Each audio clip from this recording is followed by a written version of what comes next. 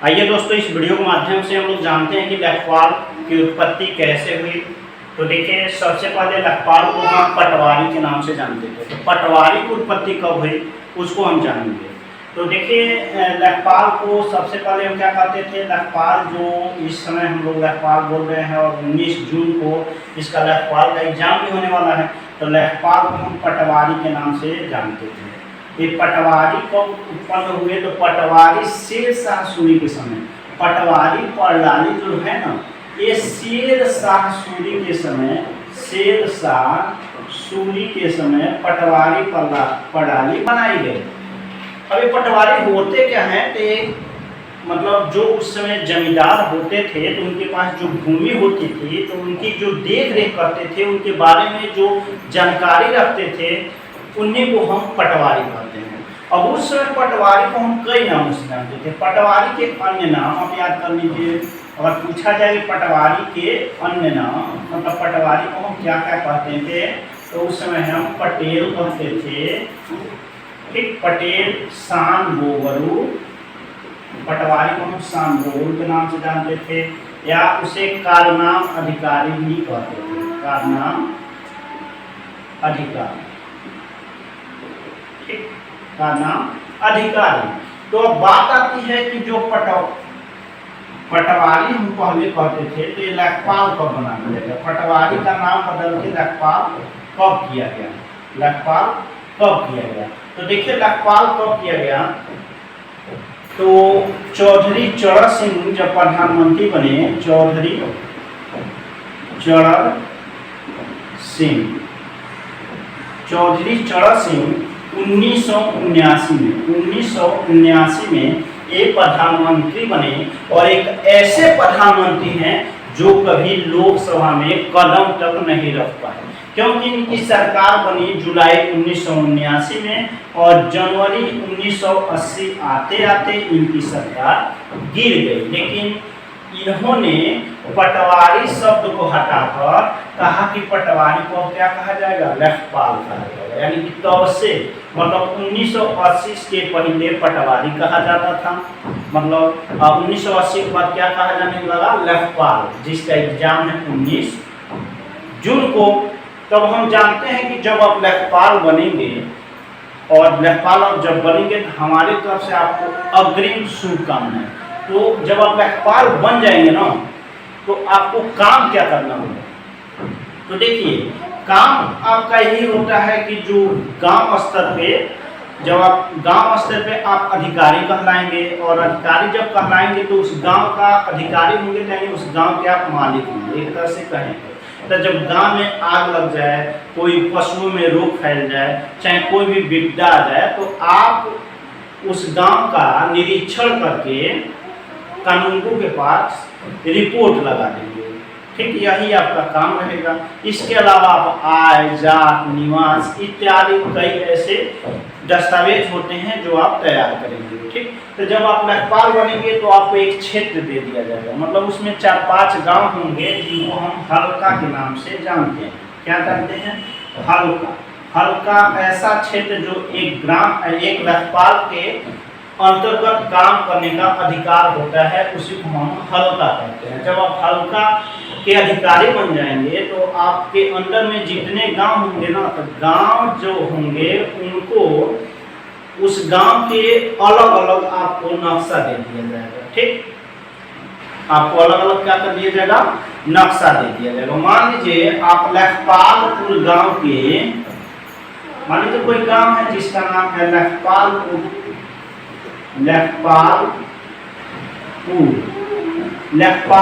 गांव है।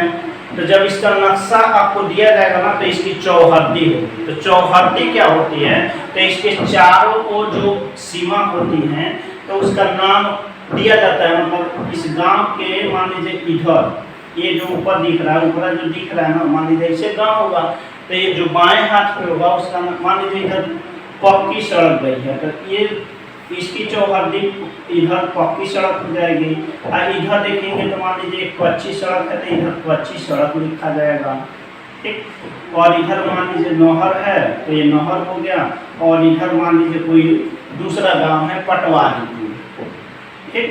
पटवारीपुर गांव है, तो इसकी चौहद्दी बना दी गई। लेखपालपुर की चौहद्दी हो गई कि मान लीजिए उत्तर है, ये दक्षिण है, एक पूरब है और एक पश्चिम है, तो इसकी चौहद्दी बना दी गई कि लेखपालपुर के उत्तर में पक्की सड़क है, लेखपालपुर के पूरब में कच्ची सड़क है, लेखपालपुर के दक्षिण में नहर है और लेखपालपुर गांव के पश्चिम में पटवारीपुर गांव है। तो ये कहलाएगा चौहद्दी। और ये तो आप लेखपाल नक्शा आपको तो दे दिया गया, आप लेखपाल तो बन गए हैं, लेकिन अब लेखपाल जब बन गए हैं तो आप इस गांव का निरीक्षण करने जाएंगे। मतलब इस हल्के में अभी एक ही गांव के बारे में हम जान रहे हैं, तो इस गांव का आप निरीक्षण करने जाएंगे। ठीक, तो निरीक्षण मतलब देख रेख, इस गांव का आप देख रेख करने जाएंगे। क्या करने जाएंगे? देख रेख करने जाएंगे। ठीक, तो देख रेख को हम शुद्ध भाषा में अगर हिंदी में बोले तो निरीक्षण।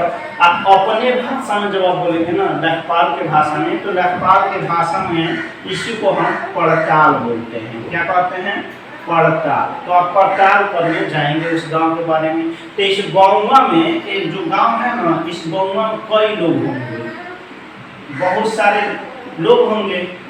ठीक, ये बहुत सारे इस गांव के लोग होंगे जिनके पास क्या होगा? जमीन होगा। ठीक, तो जब जमीन होगा उसमें उन लोग का घर होगा, घर के अलावा लोग क्या करते होंगे? उस पर खेती बाड़ी करते होंगे। तो उस खेती बाड़ी को आपको पड़ताल करना होता है और एक साल में 3 बार आपको पड़ताल करना होता है। मतलब अगर आप लेखपाल बनते हैं तो एक साल में 3 बार पड़ताल, एक साल में 3 बार पड़ताल लेखपाल करता है किसी भी गांव का। आप जितने हल्के, मतलब आपके हल्के में जितने गांव होंगे, एक एक गांव का आपको एक साल में 3 बार पड़ताल करना होगा। वो कब से? तो फसली वर्ष का। कौन से पड़ताल करना होता है? फसली वर्ष, या इसी को हम बोलते हैं कृषि वर्ष।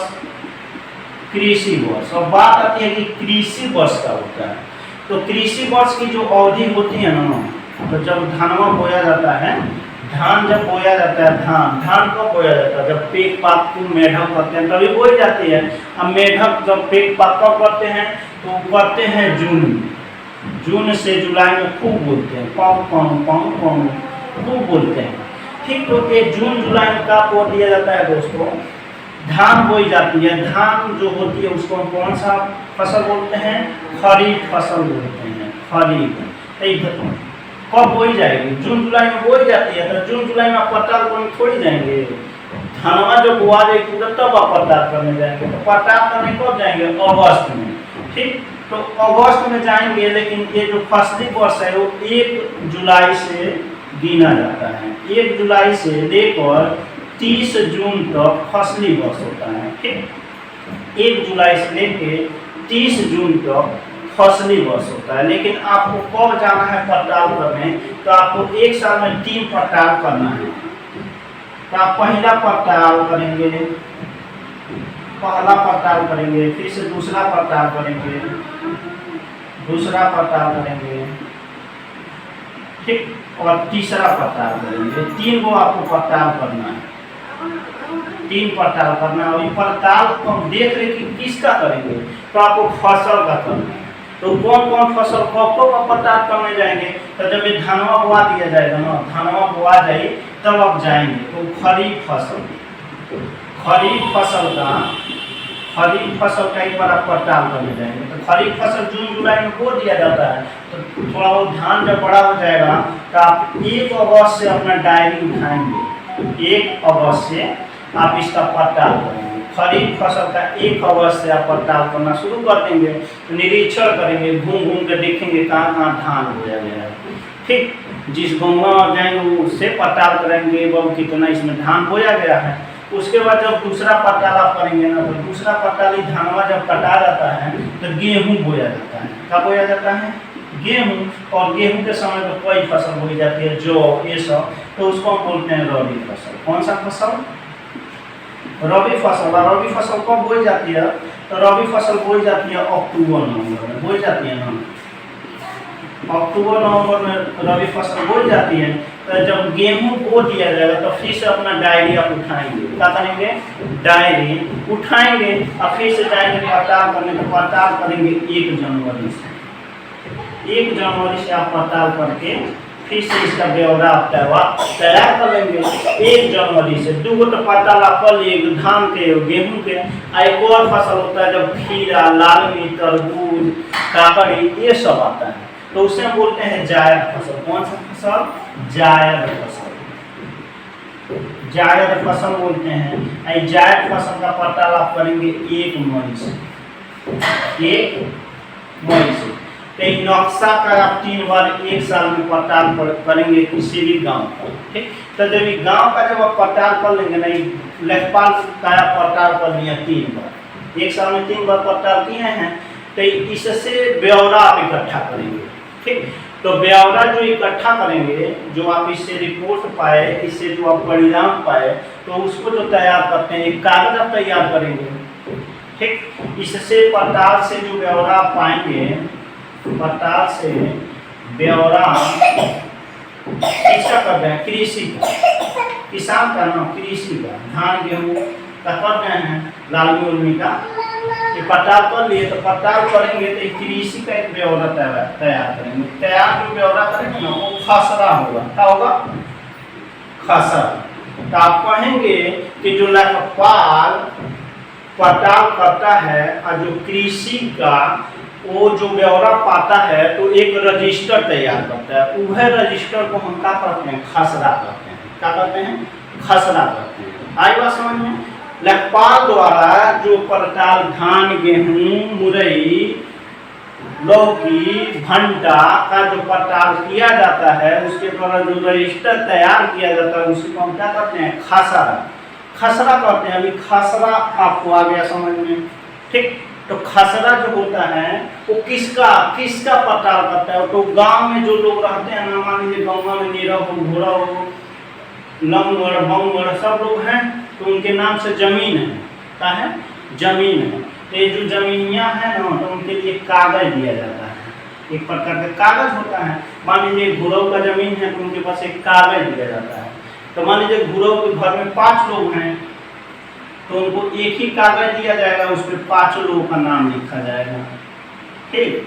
5 लोगों का नाम लिख दिया जाएगा, ठीक। अब मान लीजिए निरहू है, घुरव थे, निरहू है, तो निरहू अकेले हैं, इनके भी नाम से जमीन है, तो इनको भी एक कागज दे दिया जाएगा, जिसे हम खतौनी कहते हैं। क्या कहते हैं, खतौनी। क्या कहते हैं दोस्तों, खतौनी कहते हैं। मतलब एक गांव में जो भी व्यक्ति निवास करता है, उनके नाम से जो जमीन होता है, चाहे वो अकेला हो चाहे एक परिवार में हो, ठीक। तो जो परिवार में हो या अकेला हो, तो उसके नाम से जो जमीन की सूची बनाई जाती है, मतलब उसके नाम से जो जो जमीन है, उसी को हम खतौनी कहते हैं, ठीक। यानी कि मान लीजिए इस लेखपालपुर में निरहू घुरहू हैं, उनके नाम से जो जमीन है उसके लिए कागज तैयार किया जाता है, एक सूची बनाई जाती है, उसी सूची को हम क्या कहते हैं, खतौनी कहते हैं। आगे बात समझ में, तो खतौनी आपको समझ में आ गया, ठीक। लेखपाल का भी काम भी समझ में आ गया।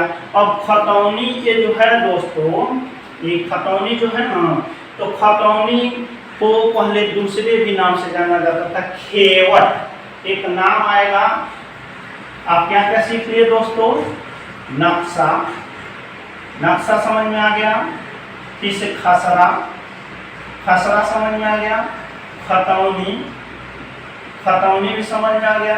एगो खेवट होता है, क्या होता है, केवट नहीं, और नाव चलाने वाला नहीं, खेवट होता है।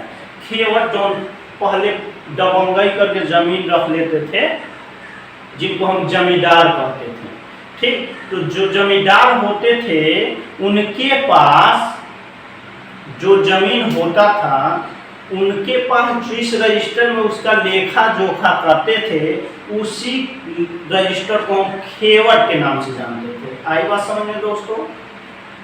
मतलब जो जमींदार होते थे, जमींदार का जो जमीन होता था, जमीन का जिस रजिस्टर में लेखा जोखा होता था, उसी को हम खेवट कहते हैं। और जमींदारी व्यवस्था को 1950 में हटा दिया गया। जमींदारी व्यवस्था 1950 में निरस्त कर दिया गया। ठीक, इसलिए खेवट भी खत्म हो गया। जमींदारी व्यवस्था खत्म तो खेवट खत्म। अब देखिए इस सब तो आप एक ही बार जो पड़ताल करेंगे वो एक ही बार खसरा नहीं बना लेंगे। तो खसरा नहीं बना लेंगे तो इसको आप रोज रोज जाएंगे पड़ताल करने, तो जब रोज रोज जो काम किया जाता है और रोज रोज जो जिस रजिस्टर में आप लिखते हैं उस काम को, उसको हम क्या कहते हैं, डायरी बोलते हैं। क्या बोलते हैं, डायरी। तो लेखपाल के पास एक डायरी होता है, या जिसे दिनचर्या बही के नाम से भी जानते हैं। दिनचर्या बही के नाम से जानते हैं, जिसमें लेखपाल क्या करता है, 1 अगस्त से जांच पड़ताल शुरू करता है। ठीक, और 31 जुलाई तक इसमें सभी बातें लिखता है, अपनी दिनचर्या की बातें लिखता है। आप लिखेंगे हम आज ये किए, हम ये किए, तो एक डायरी मिलता है। यह डायरी में दिनचर्या वही होता है जिसमें आप 1 अगस्त से 31 जुलाई तक उसमें हर बात लिखेंगे। ठीक, उसके बाद होता है किसान बही। ये वो होता है किसान बही खाता। किसान बही खाता, किसान बही खाता देखिए 9वें से पता चल रहा है कि किसान बही खाता है, यानी कि ये भी लेखपाल ही तैयार करता है। यानी आप लेखपाल बनेंगे ना तो आप भी इसको तैयार करेंगे।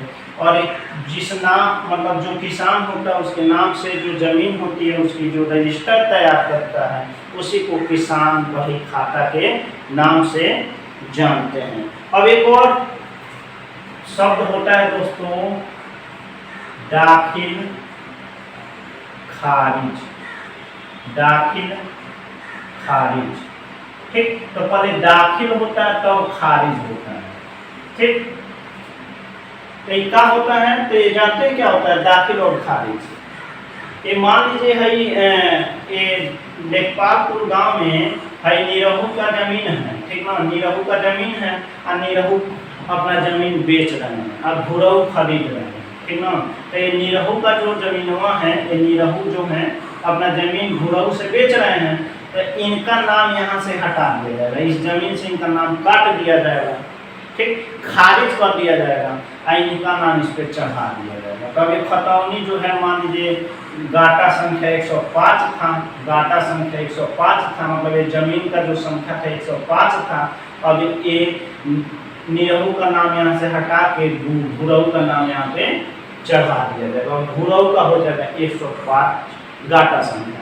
तो पहले दाखिल किया जाता है तो खारिज किया जाता है, उसकी जांच पड़ताल कराई जाती है, तो ये पैसा देकर खरीद लेते हैं, उसी को हम बोलते हैं दाखिल खारिज। अगर ये आपको वीडियो पसंद आ जाए तो इस चैनल को सब्सक्राइब कर दीजिए, वीडियो को लाइक